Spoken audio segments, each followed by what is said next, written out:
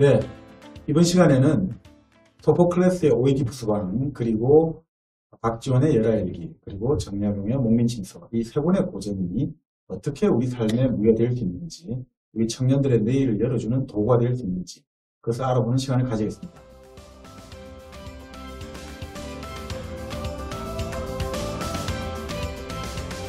먼저 오이디푸스 왕입니다. 오이디푸스 왕 하면 우리 오이디푸스 컴플렉스로 유명하죠. 우리가 흔히 정신분석학에서 어린 시절에 어머니를 좋아하고 아버지를 미워하는, 그러다가 어느 순간에 아버지를 닮고 싶어하는, 그걸 통해 가지고 어린아이에서 이제 우리가 정상적인 인간으로, 정상적인 말 좀 어플했습니다. 일반적인 인간으로 이행할 때 가장 이제 필수인 단계, 오이디푸스 컴플렉스란 말로 유명하죠. 바로 이 오이디푸스 컴플렉스란 말이 결국 이 오이디푸스 왕이라는 비극에서 나왔습니다. 줄거리를 잠시 소개해드리면, 테바이의 왕이 이런 신탁을 받은 거예요. 예언을 받은 거죠. 너의 아들이 너를 죽이고 자기 어머니와 결혼할 것이다. 그러니까 어떻게 해야 되겠습니까? 얘를 죽여라 해가지고 밖을 내다버렸는데, 그 명을 받은 신하가 차마 얘를 죽일 수 없어가지고 지나가는 목동에게 맡겼던 거죠. 자, 그러니까 그 목동이 또 저 멀리 그리스 남쪽에 코린토스 왕 쪽에 이 아이를 보내가지고 결국 그 아이는 코린토스의 왕가에서 자랐던 거죠. 근데 이제 코린토스의 왕가에 자라는 애가 청년이 되어가지고 자기도 예언을 받아간 거죠. 그러니까 야, 너는 아버지를 죽이고 엄마와 결혼한다. 어우, 끔찍하잖아요. 그래서 나는 코린토스를 벗어나야 되겠다라고 생각했던 거죠. 근데 코린토스를 벗어나야 되겠다 생각하다가 결국 가게 된 길이 결국 테바이, 본래 자기의 친모가 있는 쪽으로 가게 된 거죠. 자, 거기서 삼거리에서 여행을 떠난 아버지를 마주쳤는데 이유를 알 수 없는 적개심에 서로 충돌을 하게 되고, 그래서 아버지인 줄 모르고 아들이 아버지를 죽이게 되고, 그 와중에 결국 우리가 흔히 아는 스핑크스의 수수께끼 있지 않습니까? 아침에는 네 발로 걷다가, 점심에는 두 발로 걷다가, 저녁이 되면 세 발로 걷는 존재가 무엇이냐. 그래서 바로 오이디푸스가 맞추는 거죠. 그것은 인간이다. 그래서 그런 수수께끼를 맞추고 하면서 테바의 왕으로 등극하게 된 거죠. 자, 그래서 왕으로 등극할 때 예전에는 한 나라의 왕이 되면 그 기존의 왕비라든지 이런 공주를 일종의 세트라고 할까요? 같이 다 가지게 되는 거예요. 그래서 결국 어머니하고 결혼을 하게 된 거죠. 모르는 채로. 그런데 어느 날 이제 역병이 돌고, 테바의 역병이 돌면서 왜 이런 전염병이 일어나는지 이유를 알아보니까 결국 이 나라에 지금 아주 흉악한 인간이 있다. 아버지를 죽이고 엄마와 결혼을 한 그 나쁜 놈이 있어가지고 지금 역병이 돕니다. 그래서 당연히 오이디푸스는 그럼 조사를 하자. 이렇게 되는 거죠. 그 조사의 와중이 일종의 추리소설 형식으로 이렇게 전개되고 있습니다. 서양 추리소설의 원형이 오이디푸스 왕이다 이런 이야기가 나오는데, 이게 계속 진행이 되다가 결국 마지막 최종 이제 비극이 되는 거죠. 모든 대파고 결국 자기가 아버지를 죽이고 생부를 죽이고 생모와 결혼을 했구나. 그래서 차마 자기가 더 이상 저성에 가서 아버지, 엄마의 얼굴을 볼 수 없다 해가지고 자기 두 손으로 자기 눈을 찌르고 그렇게 이제 엄마와의 사이에 난 딸이자 뭐라고 해야 될까요? 딸이자 자기 누이죠. 그 안티고니의 손을 이끌려가지고 이제 방랑을 떠난다. 이게 이제 오이디푸스 왕의 줄거리였죠. 근데 우리가 살아가다 보면 아무리 운명이 장난이라 하더라도 이렇게 기구한 사람이 있을 수 없잖아요. 생각을 해보고. 어떻게 해서 사람으로 태어나가지고 아버지를 죽이고 엄마와 결혼한다. 이건 인간이 생각할 수 있는 최악의 어떤 운명이다. 이렇게 볼 수가 있겠죠. 자, 그런데 여기서 그러니까 우리가 이걸 왜 봐야 되냐. 이런 끔찍한 것을 왜 우리가 봐야 되느냐 하는데, 결국 우리가 그리스 비극도 고전의 효과처럼 일종의 백신을 맞는 거예요. 우리가 살아가면서 정말 이런 끔찍한 것들을 가정을 하고 이런 어떤 작품을 볼 때 우리가 앞으로 예를 들어 여러 가지 가혹한 어떤 운명에 마주치더라도 정신줄을 놓지 않고 우리가 살아갈 수 있는 힘을 주기 위해서 좀 예방주사를 받는다. 이런 관점에서 이제 볼 수가 있을 것 같아요. 그리고 우리가 어떤 문학 작품을, 예술 작품을 볼 때는 극단적인 상황을 설정해야지 우리가 음과 양이 빛과 그늘이 명확하게 대조가 되듯이 극단적 상황을 설정할 때 우리의 오늘을 좀 더 잘 볼 수 있기 때문에 생각할 수 있는 가장 극한적 상황으로 몰아가 가는 것 같습니다. 그러니까 이런 오이디푸스를 한번 생각해 보자고요. 이 사람은 정말 똑똑한 사람이거든요. 그래서 스핑크스의 수수께끼를 풀었단 말이죠. 그리고 이 사람 아주 용기 있는 사람이에요. 여러 가지. 자기가 뭔가 비극적인 예감이 들지만 우리가 알아야 될 것은 반드시 알아야 된다. 이 나의 일신의 안위를 위해서 이 진실을 듣는 게 아니라 우리 공동체의 어떤 도덕성과 공동체의 안위를 위해서는 어떤 일이 벌어지더라도 이 진실을 알려야 된다 할 때 그 진실을 덮지 않고 용감하게 맞서는 사람이란 말이죠. 그러니까 정말 이 오이디푸스는 뛰어난 사람이거든요. 이 뛰어난 사람은 어떻게 이런 가혹한 운명에 처하게 됐느냐. 자, 우리가 보통 그리스 비극을 이렇게 말합니다. 아리스토텔레스가 했던 이야기인데 희극은 그 희극을 지켜보는 관객보다 반박자 정도 수준이 떨어진 사람을 상대하는 거죠. 그래서 우리가 코미디, 희극을 볼 때 막 비웃는단 말이죠. 연극 무대에서 코미디를 연출한 사람을 보면서 아유 저런 바보들 하면서 우리 자신이 상대적으로 우월감을 느끼는 게 희극이에요. 근데 비극은 뭐냐면 우리보다 좀 더 나은 사람들을 주인공으로 설정하거든요. 자, 여기 비극의 주인공은 대부분 다 왕자, 공주, 왕 이런 사람들이거든요. 우리보다 월등히 신분이 높고 또 우리보다 월등히 뛰어난 자질을 가진 사람들. 머리도 좋고 힘도 세고 그런데 이 사람들이 주인공이 돼가지고 이 사람들조차도 이렇게 똑똑하고 이렇게 집안이 좋고 이렇게 훌륭한 사람들조차도 알 수 없는 운명의 힘이 이끌려가지고 이런 정말 비참한 생을 맞게 된다. 이런 걸 보여준다 이거죠. 그러니까 삶이라는 게 누차 말씀드립니다만 우리가 뜻하는 바대로 우리가 뜻하는 기획대로 우리가 뜻하는 의지대로 꼭 되지는 않는다. 그렇다고 해서 우리가 그 삶을 실패했다 실수했다고 볼 수 없다는 거죠. 그 삶조차도 우리가 알 수 없는 운명의 힘이 있을 수 있기 때문에 그런 삶조차도 우리가 수용을 해주고 이해를 해주려고 노력하는 것들 이런 것들을 어떻게 보면 교육시키는 거 아닌가. 가혹한 운명에 대해서 우리가 앞으로 살아가면서 맞게 될 여러 가지 상황에 대해서 면역 주사를 놓아주는 동시에 또 우리는 그 운 좋게 그런 운명에 피했다 하더라도 또 정말 많은 가혹한 운명을 받는 사람들이 그들의 잘못만은 아니다. 그것은 신들의 장난, 신들의 실수에 의해서 그런 것일 수도 있다는 걸 보여주면서 우리에게 사회를 같이 살아가는 사람들은 같이 함께 어울려 살아가야 된다. 그 사람들을 아우 너희들은 너무 끔찍해. 너희들은 너무 불운해. 너희들하고 같이 있다가 내까지 전면될 것 같아. 이렇게 해가지고 그 사람들 내치고 그 사람들 쫓아내는 게 아니라 우리 그럼에도 불구하고 우리는 같이 살아가야 된다. 이런 거는 이제 보여주는 거 아닌가 싶습니다. 이것들은 뭐 제가 여기서 얻어낸 생각이고요. 여러분들이 그 오이디푸스왕을 한번 읽으면 더 다양한 해석들을 얻어내실 수 있을 것입니다. 결국은 이 오이디푸스 왕 같은 비극이 그냥 비극 하나로 그치는 게 아니라 이 서양 지성사의 저수지가 될 수 있거든요. 무슨 말씀이냐면 새로운 이론을 만들어내고 싶다. 문학이든 정신분석학이든 정치학이든 이런 사람들이 이 오이디푸스 왕을 가지고 설명을 시작하는 거예요. 예를 들어가지고 프로이드 같은 경우는 오이디푸스 왕에서 오이디푸스 컴플렉스라는 이론을 만들어서 자기 정신분석학의 기초를 다졌죠. 그리고 또 르네 지라르라는 프랑스의 인류학자가 있어요. 이 사람은 오이디푸스 왕에서 무엇을 봤냐면 희생양이라는 개념을 끌어냈어요. 오이디푸스 왕 자체는 사실 오이디푸스 왕이 정말 잘못을 저질러가지고 그 테바에 역병이 돌고 이렇게 됐겠냐 이거죠.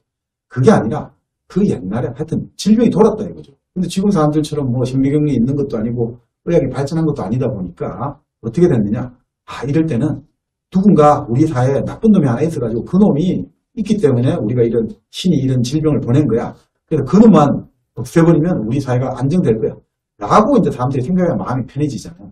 그런 개념으로서 오이디푸스는 희생양이 됐다.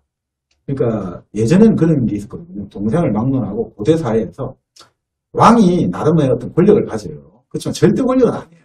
왕이 권력을 가지는데 계속해서 가뭄이 든다. 어떤 역병이 돈다. 그렇게 해가지고 이 공동체 자체가 와야 될 위기에 처할 때는 왕에게 책임을 희생양을 삼아가지고 자 이것은 지금 왕이 잘못해서 하늘이 노한 거다. 자 그러니까 이 왕을 희생을 하고 제사를 지내면 하늘에 제사를 지내면 우리가 나아질 거야 라고 생각해서 왕에게 이제 희생양의 제사를 지내는 거죠. 자 그런 것들 개념으로 볼 수가 있다. 그래서 테바의 주민들이 이유를 알 수 없는 불안과 두려움, 역병 때문에 내일 어떻게 될지 모른다. 이런 것들이 하나의 그 새로운 통치자 오이디푸스에게 모든 것이 집중돼가지고 당신이 사라져주면 우리 사회는 좋아질 거야. 라는 식으로 오이디푸스에게 그런 가혹한 운명을 만들어 놓은 거 아니냐. 이런 해석도 하고요. 또 다른 해석으로는 정치학자, 메르로 뽕띠라는 정치학적인 철학자가 있는데 이분 같은 경우는 자 봐라. 오이디푸스 하면 얼마나 똑똑한 사람이냐. 그런데 그 똑똑한 사람조차도 왕이 되었단 말이죠. 지도자가 되어가지고 지도자는 딱 지도자가 되는 순간 이 공동체를 책임져야 되는데 이 공동체에는 별의별 일이 다 일어난다. 별의별 일이 다 일어난다. 지진이 날 수 있고 태풍이 올 수가 있고 번개가 치고 가뭄이 들고 장마가 들고 외적이 침입하고 아무리 똑똑하고 아무리 위대한 지도자라도 그 모든 것을 다 예측하고 대처하고 통제할 수는 없다 이거죠. 그래서 삶이라는 것들이 불확실하고 운명이라는 게 불확실하고 정치라는 것들 통치는 다 불확실한 행위다. 그럼에도 불구하고 인간은 그 불확실성에 뛰어들어야 된다. 내가 그게 무서우니까 난 아예 안 할래 라고 하면 인간이 성립할 수 없대. 인간이 하나의 왕이 되고 인간이 하나의 세상의 그러니까 우리 청년들 이야기입니다. 결국 내가 이 세상의 거친 파도 속에 나를 부딪힌다는 것은 결국 그것을 내가 감수하겠다는 의미거든요. 확실한 것만 따진다. 내가 돈을 얼마 주고 내가 이 직장은 공무원이고 뭐 공기업이고 그런 식으로 하는 게 아니라 정말 젊음의 본질은 그 불확실성과 불확정 속에 내 자신을 던져가지고 세상의 위험 속에 스스로를 밀어넣어서 자기 운명을 단련하는 것들. 이런 것들이 삶의 어떻게 보면 본질이고 위대합니다. 이런 것들을 이야기하고 있거든요. 메르로 뽕띠는 여기서 불확실한 삶, 불확실한 정치. 아무리 통치자가 위대하더라도 그 통치자는 한계가 있는 것이고 그 한계를 보인 통치는 결국은 또 내침을 당한다. 그럼에도 불구하고 정치의 영역에서 그 불확실성 때문에 나는 그 운명을 받아들이지 않겠다. 이건 성립하지 않는다. 뭐 이런 다양한 이론들이 여기서 나옵니다. 근데 이 서양 문명을 만들어낸 모든 어떤 핵심들이 어떻게 보면 이런 오이디푸스 왕이랄까 이런 걸로 상징되는 그리스 비극, 그리스 고전에서 연원한다. 이렇게 볼 수도 있죠. 그러니까 제가 지금 뭐 그리스 비극에서 여러 가지 이론이 나온다고 말씀을 드렸는데 그건 결국 뭐와 연결되냐면 여러분들이 이 고전을 읽고 이 작품을 읽으면서 끊임없이 지금 나 자신과 비교해가지고 나 자신의 삶이랄까 내 주변의 가족이랄까 내 주변의 조직이랄까 이런 삶 속에 정말 한번 비춰보는 거울과 같은 존재로 얼마든지 작용할 수 있다. 이런 의미에서 말씀을 드린 겁니다. 이 하나의 작품에서 수많은 이론과 수많은 해석이 나오듯이 바로 이 작품들은 지금도 여러분들을 기다리고 있는 거거든요. 우리가 일종의 맹아라고 하는데 맹아는 사기 트기 전에 사기 틀락 말랑한 그게 맹아적 단계라고 하죠. 이 고전이 가지고 있는 힘이라는 게 바로 그 맹아의 힘이 있어요. 그래서 여러분들이 어떻게 이 책을 읽느냐, 어떻게 이 작품을 읽느냐에 따라 가지고 그 싹이 트가지고 아주 아름드리 금목으로 자랄 수도 있고 그것이 싹이 트지를 못하고 죽을 수도 있습니다만 금목으로 자랄 수 있는 가능성이 있기 때문에 이런 고전들, 오이디푸스 왕 이야기 한번 드려봤습니다. 근데 그걸 다 떠나가지고 일단 오이디푸스 왕 그 자체로도 아까 제가 추리소설의 원조라고 말씀드렸는데 이 추리소설 형식으로 박진감이 넘치기 때문에 여러분이 한번 읽어보시면 지금 읽어도 2000년 전, 2500년 전의 작품이 이렇게 현재성을 가지고 있구나 이런 이제 느낌을 가지실 겁니다. 결국 우리 삶이라는 것들은 정말 불확실하고 어떤 모험과 어떤 운명이 우리 앞에 기다리고 있을지 모른다. 근데 그렇다고 해서 나는 이 삶을 살아가는 것을 회피하지 않겠다. 이것이 바로 오이디푸스 왕이 우리에게 전해주는 메시지죠. 사실 저는 오이디푸스 왕을 대학 졸업하는 학년에 읽었습니다. 그때만 해도 지식이 지금부터는 쉬웠다고 하지만 여전히 다 힘든 거죠. 모든 세대의 젊은이들은 힘이 들 수밖에 없어요. 아무리 어떤 기회가 많고 일자리가 많은 것 같아도 막상 그것이 자기의 일이라고 생각할 때는 그 많은 일자리가 다 아무리 안 보이죠. 아무리 여기도 일자리가 있고 저기도 일자리가 있고 무슨 면접을 몇 단계 면접 안 하고 압박 면접 안 하더라도 그렇다 하더라도 여전히 압박감을 가지는 것은 어쩔 수 없는 것 같아요. 자, 그런데 이때 이제 오이디푸스 왕을 읽다 보면 그렇다고 해서 그 운명이 두렵고 내일 어떤 일이 나를 기다리고 있을지 모른다고 해서 두렵거나 회피할 건 아니다. 자, 이런 사람도 부딪혀가지고 늠름하게 자기 자신을 헤쳐나가는데 우리가 얼마나 지금 어떻게 보면 오이디푸스하고 비교를 해보십시오. 얼마나 우리가 좀 행복하냐 라고 이제 얼마든지 반문해 볼 수도 있거든요. 그런 의미에서 교훈도 좋고 또 내 자신의 비춰본 거울이 되어도 좋고 그리고 그 작품 자체로도 충분히 그 스릴이랄까 이런 걸 느낄 수 있으니까 한번 읽어보시면 참 좋은 도구이자 무기가 될 것 같습니다. 자, 근데 제가 지금 뭐 오이디푸스 왕이라든지 계속 이야기를 좀 드렸습니다만 너무 서양 이야기 같잖아요, 그죠? 서양의 고전이랄까 또 중국의 고전 이렇게만 들리니까 좀 결국 그래도 이 땅에 살아간 사람들 우리가 말하는 금수강산, 담칠래로 살아간 조상들의 이야기 이것이 아무래도 우리의 고전이 아닌가 그런 의문이 드실 겁니다. 실제로 그렇긴 합니다. 결국 우리가 인간으로서의 보편성이 있죠. 우리가 먹어야 되고 잠자야 되고 그리고 어떤 늙고 죽는다는 이런 것들이 다 겪지 않습니까?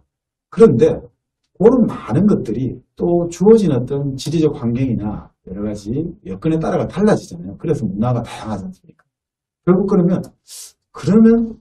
그럼에도 불구하고 우리의 고전이 되는 건 뭐냐? 결국은 바로 이 땅에 살아갔던 우리 조상들이 어떻게 생각하고 느꼈는지 이걸 알아보는 게 이제 우리의 고전이 되겠죠.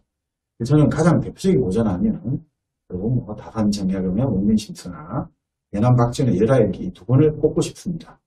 이 두 권은 여전히 지금의 우리 시대 그리고 우리 청년들에게도 여전히 유효하다. 유통기한이 끝나지 않았다. 여전히 유통기한은 계속되고 있다. 이런 말씀을 드릴 것 같아요.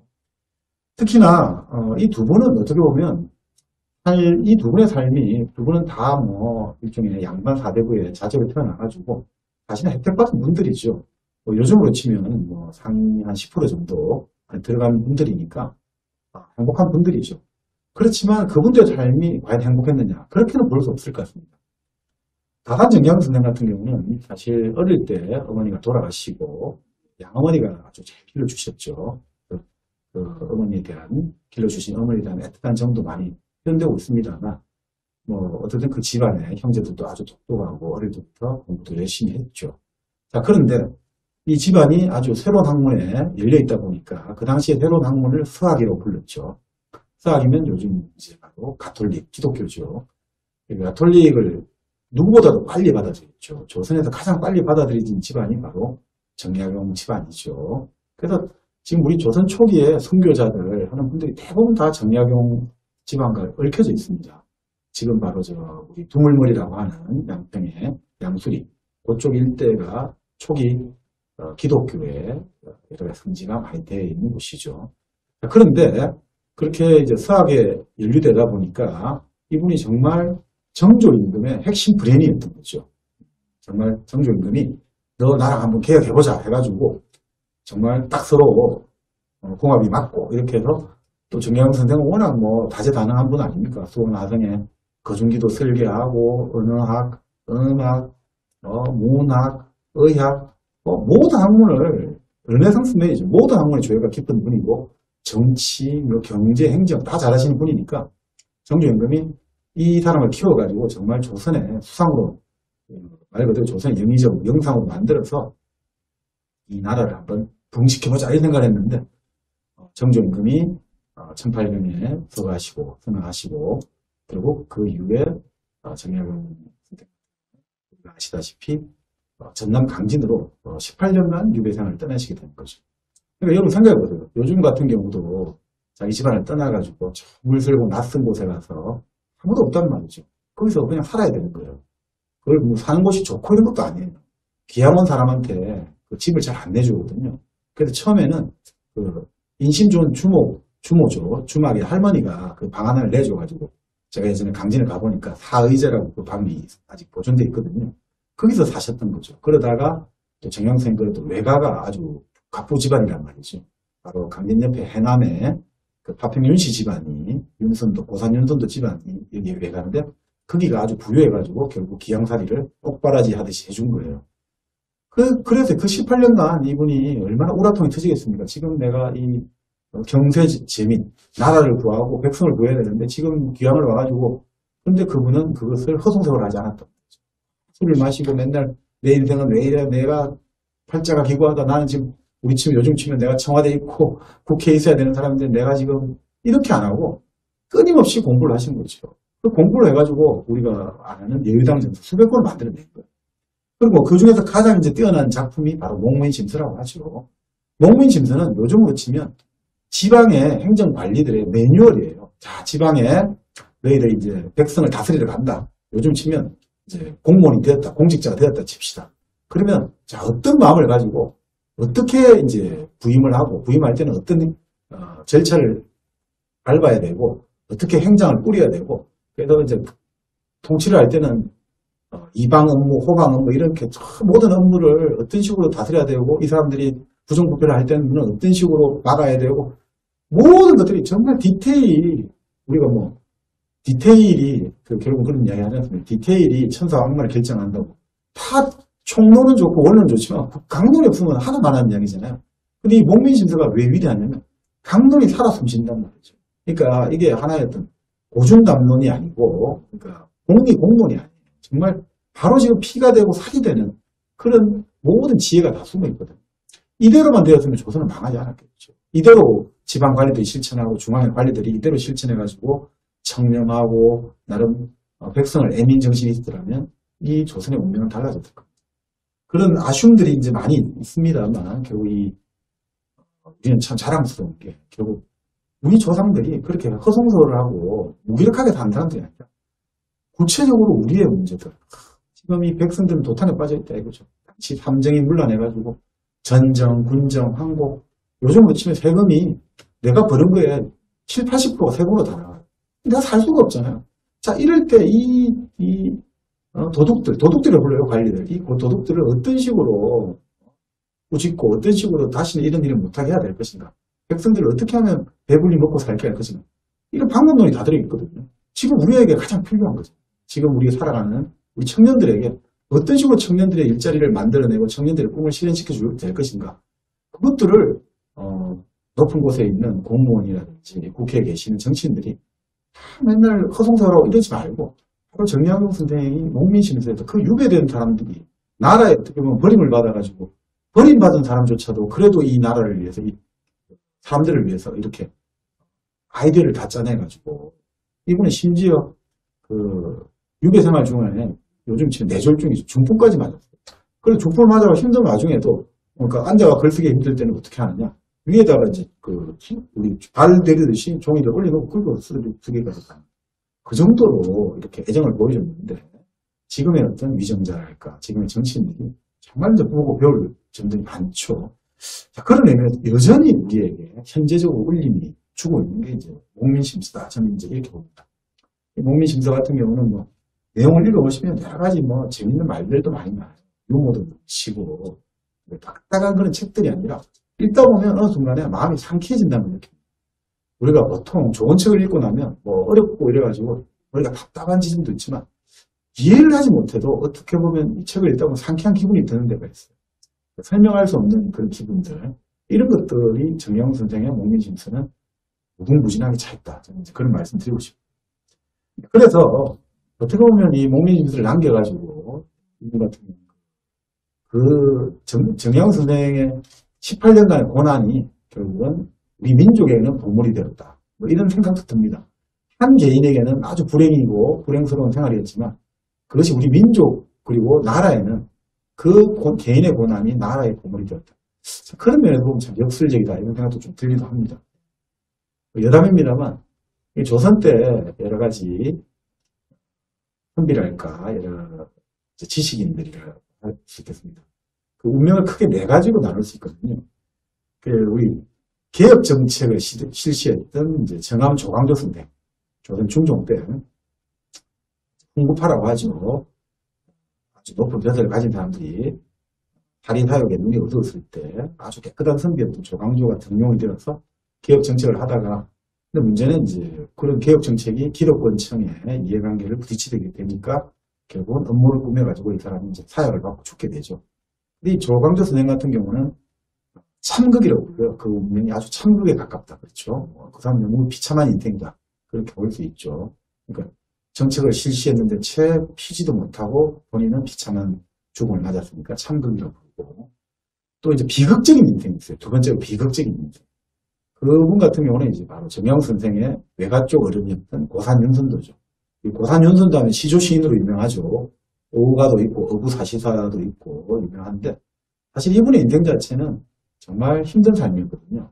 왜냐하면 이분은 참 뭐 오랫동안 그 옛날로 치면 연세가 80까지 사셨을 거예요. 아주 기도하시고 했는데 이분은 아주 꼬장꼬장한 분이셨거든요. 불의를 보면 참지를 못해요. 그래서 벼슬도 잘 많이는 못했습니다만 끊임없이 상소문을 올리는 거죠. 잘못했다. 조정대 신두고 잘못했으니까 파직하십시오. 이렇게 하다 보니까 사람들이 자꾸 미움을 사가지고 이분은 자 우리 한반도 동해안의 제일 밑에 남쪽의 끝이 부산의 지금 기장군이죠. 기장이고 자 북쪽 제일 끝이 함경도지 않습니까? 동해안의 가장 끝과 끝을 다 유배를 다닌다. 평생을 귀양살이 하다가 이제 인생을 그친 분이죠. 그러니까 그렇게 보면 자기의 어떤 경륜과 이런 꿈을 실현 못 해보고 결국 기양살이 하다가 끝이죠. 근데 물론 이제 사약은 안 받았으니까 참극보다 낫다. 그래서 비극이라는 거죠. 그리고 세 번째로 대행이 있습니다. 대행은 크게 행복하다 이런 뜻인데 대표적으로 우리가 잘 아는 율곡 이희 선생이나 태계 이황 선생이 있죠. 왜냐하면 이 두 분은 타약을 받는다든지 귀향을 떠난 게 아니거든요. 그러니까 율곡 이희 선생 같은 경우는 물론 조금 일찍 돌아가신 감이 있습니다만 그래도 뭐 구도 장원본 모든 시험에 장원급제를 하고 후석의 인생만 다시고 그 나름 벼슬에도 중용이 되셨고 10만 양병설도 알려져 있습니다만 정책에 끊임없이 관여하셨으니까 우리가 대행이다 이렇게 말씀을 드릴 수 있고 또 태계 이황 선생 같은 경우도 무난하게 그리고 자기 학문을 업적을 남기셨으니까 그리고 자연사를 하시고 했으니까 대행이다. 그러면 우리 네 번째로 소행을 들 수가 있는데 바로 다산정리양 선생만 해도 소행이라는 거죠. 그래도 이 책을 남기셨고 유배생활을 18년 했지만 그래도 자연사를 하셨습니다. 참 그런 이제 이분들을 보면 그 고산 윤선도 선생도 그렇게 집안이 부유하고 함에도 불구하고 그러면 어떻게 보면 참 세속적으로 적당히 아부하고 적당히 아부까지도 필요 없죠. 적당히 맞추기만 하면 얼마든지 고관대작을 할 수 있는데도 불구하고 그래도 자기 배운 것을 실천하겠다. 이런 정신들 그리고 우리 다산정리학경도 그 18년간에 나라가 나를 버렸다고 생각하지만 끊임없이 계속해서 자기 자신을 다듬고 세상에 대한 미움을 아니라 사랑을 계속해서 닦아가면서 참 지금도 울림이 크지 않나 이런 생각이 듭니다. 그런 분이 또 계신가 하면 이제 바로 열하일기를 쓰신 우리 연암 박지원 선생도 있죠. 연암 박지원 선생 같은 경우는 사실 요즘 젊은이들이 앓고 있는 병을 알았어요. 이분이 그 책을 보면 일종의 심증, 심기라고 해야 될까? 이게 요즘으로 치면 우울증이죠. 이분은 사실 아주 명문가 집안이에요. 바로 요즘 노론 이야기 많이 합니다. 당시 조선에 기득권 아주 세력이 있는 사람을 노론 양반이거든요. 노론 집안의 이건이다. 박남박 씨가 아주 권세가 있는 집안이었어요. 근데 그 집안에 태어났음에도 불구하고 이분은 기본적으로 이 세상에 대한 뭔가 이 세상이 제대로 안 들어간다. 파사연정이라고 하죠. 사악한 것은 깨어지고 정의로운 것이 드러나야 되고 또 인과응보, 사필규정이 돼야 되는데 바른 것이 승리하고 정의가 승리해야 되는데 본인이 어릴 때부터 지켜보니까 그렇지 않다 이거죠. 세상에 아부한 사람들이 성공하고 바른 선비들이 이 제대로 대접을 못 받는다. 그래서 어릴 때부터 좀 우울증을 알았다고 하시죠. 그래서 이분은 학문하는 뜻은 가졌지만 벼슬에 대한 뜻이 없었어요. 하도 우리 같으면 지금 막 출세를 해야 되고 돈을 벌어야 된다고 생각하지만 이분은 그런 생각을 안 했던 거죠. 그래서 참 어렵게 사셨어요. 끼니도 항상 걱정을 해야 되고 근데 그럼에도 불구하고 내가 돈 무조건 벌어야 된다. 내가 출세해야 되는데 자기 모든 것을 다 바치고 이런 사람은 아니었거든요. 그냥 자기 자신을 항상 다스렸던 것이죠. 그래서 이제 이분은 끊임없이 이제 새로운 현실의 세계보다 새로운 현실을 만든 거죠. 지금 내가 딱 보는 현실이 더러운 현실이라면 그럼 나는 이 더러운 현실을 욕하는 걸로 내 인생을 소비하지 않고 소모하지 않고 새로운 현실을 만들겠다. 그래서 우리가 아는 허생전이라든지 양반전이라든지 새로운 현실을 만들어가지고 이 새로운 세상, 비판을 통해서 새로운 세상을 가능성을 열어보는 거죠. 그런 우울증, 자기가 앓고 있는 그 우울증, 그 옛날에 뭐 병도 모르고 귀신 들렸다 뭐 이렇게 했죠. 그것들을 다 또 이렇게 자기 작품을 성화시켜가지고 또 나중에 우리가 열어야 돼요. 가지고 그 청나라를 가가지고 남들은 그때 다 욕을 했단 말이에요. 청나라는 오랑캐나. 근데 아니다 이거죠. 이분이 청나라에서 내가 배울 게 두 개가 있다. 그 청나라에서는 깨진 기아 조각을 버리지 않고 그것을 아주 담장에 예쁘게 장식을 사놔가지고 집을 꾸미더라. 참 아름답고. 그리고 그릇. 우리가 제일 싫어하는 뭐 그릇 있지 않습니까? 인분. 이런 것들을 그릇다고 버리지 않고 이 그릇들을 잘 뭐라고 할까요? 일종의 발효 비료로 해가지고 그것들을 정말 활용을 잘하더라. 자, 여기서 나는 청나라의 가장 아름다운 두 가지를 본다라고 해서 사람들을 막 깜짝 놀라게 만든 거죠. 누구나 싫어하는 인분과 누구나 볼품없다고 생각하는 깨진 기아를 가지고 이 사람은 멋지게 보는 항상 그 비판적 정신의 소유죠. 이런 의미로서 참 이 박지원 선생의 열알기는 그런 상식을 뒤엎고 우리의 고정관념을 전복시키는 그런 유쾌한 또 상상들로 가득해 있습니다. 그런 의미에서 여러분들이 나는 현실이 너무 힘들고 이런 현실에서 나는 잘 살 수 없다라고 생각하지 말고 그 당시 연안 박정희 살았던 현실은 너무너무 힘들었다. 그래서 우울증까지 얻을지긴 했지만 일종의 청년실업자였어요. 이분도. 나이 40이 넘어가지고 첫 벼슬을 하게 됐고 요즘 그 당시에 나이 많은 요즘 지금 나이 60에 이제 첫 직장을 가진 그럼에도 그 몇십 년간 좌절하지 않고 끊임없이 자기 자신을 다스렸던 거죠. 우울증을 다스리고 책을 읽고 공부를 하면서 결국 그것이 어느 순간에는 반드시 빛을 발하게 돼요. 그러니까 또 이런 것들을 읽다 보면 우리는 또 사람이 어떤 환경, 어떤 상황에 처해 있다고 해서 그 상황에 굴복하는 것이 아니라 그 상황을 이겨내는 것이 사람이구나. 이런 것들을 이 고전의 작품과 저자를 통해서 얼마든지 느껴볼 수 있지 않느냐 이런 생각이 듭니다.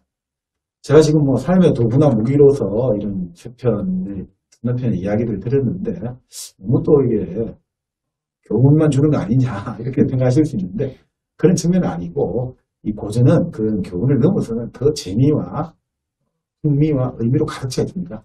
근데 오늘 좀 더 이제 우리 시대 젊은이들이 많이 위축되어 있고 뭔가 불안함이 가득 차 있다고 많이 하는데 저는 200년 전, 300년 전 젊은이들도 마찬가지로 이렇게 우울증을 앓고 심기가 안 좋았단 말이죠. 그럼에도 그것들에 굴복하지 않았다. 이런 이야기를 한번 나눠보고 싶습니다. 저희 교수님 이제 이야기 들으면서 작품들 이야기도 많이 듣고 또 여러 말씀해 주신 것들 중에 인간은 이제 불확실성에 뛰어들어서 자기를 단련시켜야 하는 존재다라는 이야기가 되게 공감이 가면서도 좀 무섭기도 했어요. 사실 제 또래의 청년들이 제일 좀 어려워하는 것 중에 하나가 실패했을 때 그 실패를 다시 도전할 수 있는 그런 환경이 나에게 주어지지 않을 것 같아서 기회가 한 번뿐이다라는 생각에 뭐 어떤 주식에 이렇게 몰입을 한다던가 아니면 부동산 투기에 들어간다던가 이렇게 좀 불확실하니까 뭔가 새로운 걸 도전하기는 좀 어렵고 한탕주의에 빠지기도 하고 이런 것들이 있는데 내가 실패해도 괜찮을까라는 생각이 많이 드는 청년들에게 혹시 한 말씀 해주실 수 있을까요? 저는 이제 먼저 이 말씀부터 드리고 싶어요. 이것이냐 저것이냐라고 이제 할 때 우리가 선택을 한다고 하잖아요. 그 선택이 아니거든요. 선택은 이것 아니면 저것이라면 그건 선택이 될 수가 없어요. 그것은 이미 선택지가 아니에요. 그러니까 그런 상황에 만약에 내가 지금 봉착했다고 할 때는 일단 아무것도 안 하는 게 좋지 않나 생각이 들어요. 그건 선택을 할 수 있는 상황이 아니거든요. 선택은 최소한 세 가지가 있어야 되거든요. 두 가지는 선택이 될 수 없다고 저는 생각합니다. 그러니까 최소한 하나의 그 방안을 더 내가 선택할 수 있는 뭔가를 더 갖고 있지 않으면 이것 아니면 저것이라고 할 때는 보통 사람들은 실패 가능성이 높아요. 우리가 배수진을 치는 게 가장 위험하다고. 군사적으로 배수진 작전 성공한 적이 거의 없고요. 인간에게서도 이것 아니면 저것은 배수진의 선택인데 그것은 자망스럽지 않습니다. 그럴 때는 하나를 더 넓히는 방안을 만들어내든지 아니면 그걸 만들어낼 수 없을 때는 당분간 보조하는 게 가장 좋다고 생각합니다. 그리고 지금 말씀대로 결국은 실패가 두려워가지고 우리가 한탕주의에 많이 빠지게 되는데 그 같은 맥락인데요. 그것은 결국 개인의 문제일 수 있습니다만 실패에 대한 패자 부활전이 가능하게 하는 것은 결국 사회가 어느 정도 마련해 줘야겠죠. 그래서 최근에 뭐 기본소득제라든지 그리고 청년들에게 대해서 청년들이 대학을 졸업하고 바로 직장하는 게 아니라 좀 더 1년 정도 충분하게 내가 경험할 수 있고 체험할 수 있는 시간들. 그러니까 인턴을 하나의 어떤 일종의 저급한 일자리로 사람들을 활용하고 악용하는 게 아니라 말 그대로 진짜 인터넷 경험을 통해서 어떤 것이 나한테 맞을까 이런 것들을 사회적으로 좀 하는 그 프로그램들이 많이 확충되는 것 이것은 당연히 사회가 해야 될 것 같습니다. 자, 근데 그 사회가 그 대안을 마련하고 프로그램을 마련하기까지만 기다릴 수는 없잖아요. 그럴 때는 그럼 우리는 어떻게 하는 것이 좋을까? 그럴 때는 저는 이제 그런 생각이 지금 듭니다. 여러 가지 지금 당장 내가 당장 뭘 해야 된다. 이렇게 생각할수록 결국 한탕이 빠지게 되거든요. 조금 더, 그럴 때는 좀 더 빨리보다는 좀 더 느리게 가는 것도 하나의 방법이 된다. 저 같은 경우도 그렇습니다. 저도 대학을 좀, 다른 분들이 4년 다닐 다 6년을 다녔는데요. 상당히 불안감이 많았죠. 과연 내가 직장을 다닐 수 있을까? 사회생활을 할 수 있을까? 이게 단순하게 일자리가 많고 직장이 많다는 문제가 아니에요. 과연 나는 직장이라는 것을 다닐 수 있을까? 이렇게 고민하는 분이 그때도 많았거든요. 자, 그럴 때 제가 내린 결론은 일단 부딪혀보자는 것이었죠. 부딪혀보자는 것이 아무 직장에 가자, 뭐 아무 일자리 찾자 이런 게 아니라 일단 그것이 회피라든지 두려워서 도망치는 건 하지 말자. 일단 주어지는 것을 한번 경험해보고 들어가서 하루라도 일을 해보고 나서 아닐 때 이제 판단하는 거죠. 어쨌든 시도는 많이 해보라고 전하고 싶습니다. 근데 말씀대로 선택을 하는 것은 다르다. 네. 시도는 해보되 이것이냐 저것이냐 하는 건 선택이 안 되기 때문에 반드시 그럴 때는 하나 정도 방안을 좀 더 넓혀놓고 그것이 안 될 때는 함부로 조급하게 그렇게 하다 보면 반드시 한탕주의 혼돈이 가는 거다. 이게 참 이야기 들으면서 공감이 가기도 하고 또 막 두려움이 급하고 제 또래 청년들이 참 많이 겪는 일이기도 하고 저도 그랬기 때문인데 선택지가 더 주어지는 것들이 분명히 필요하고 그렇게 선택지를 좀 마련하기까지 우리 사회가 그런 기회들을 많이 제공해 주는 것들도 분명히 필요하지 않을까. 그때 나를 단련시키는 게 교양과 도전이다. 네. 라는 생각이. 네. 그리고 교양이라는 것을 우리가 너무 책으로만 생각할 필요는 없습니다. 요즘 현대의 교양은 자원봉사라든지 여러 가지 이웃을 돕는다든지 환경을 생각하는 이렇게 현대의 교양이에요. 예전의 교양은 뭐 클래식 음악을 뭘 좋니 미술이 좋니 하지만 요즘 현대의 교양은 지난 여름 휴가 때 나는 어디 가서 자원봉사를 했다. 나는 최근에 지난 일요일날 산에 가서 쓰레기를 주워. 이게 현대의 흉흉한 교양이 되고 있습니다. 그러니까 교양의 의미를 너무 책으로 만장할 필요는 없는 거죠. 그러니까 힘들 때는 오히려 그런 식으로 땀을 흘리는 그걸 해보면 또 뭔가 모르는 그러니까 우리 인간의 삶이라는 것은 우리가 알 수 없는 우리의 어떤 얄팍한 논리와 이성을 알 수 없는 큰 인과관계가 분명히 존재할 수도 있거든요. 거기서 또 내게 모르는 뭔가 다가올 수 있다고. 네, 교수님과 함께 우리나라의 고전도 살펴보고 또 이것들을 우리 삶에서 어떻게 쓰일 수 있게 해볼까 이야기도 잠깐 나누었는데요. 이후에는 이런 교양과 고전을 어떻게 읽고 적용시킬까에 대해서도 한번 이야기 나눠보겠습니다.